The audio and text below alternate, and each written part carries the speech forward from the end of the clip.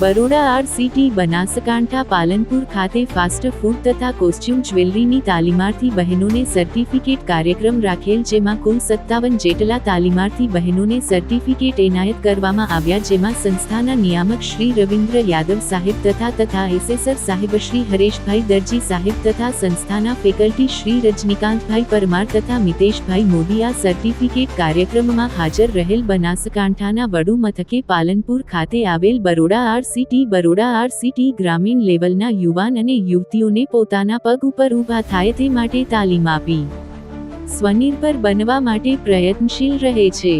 આ સંસ્થાનો મુખ્ય ઉદ્દેશ્ય ગ્રામીણ લેવલના બેરોજગાર ભાઈઓ બહેનો તાલીમ દ્વારા પોતાની આજીવિકા ઉત્પન્ન કરી શકે તે છે. પાલનપુર ખાતે આવેલી બરોડા આર.સી.ટી. તાલીમ સંસ્થામાં નિઃશુલ્ક રહેવા જમવાની સગવડ સાથે તાલીમ આપવામાં આવે છે. Bureau report Jitendra Pandya, Dahegam. આપણે કંઈક નવું કરવું પડે તો જ આપણે બજારમાં ટકી શકીએ, ખરું કે નહીં? બોલો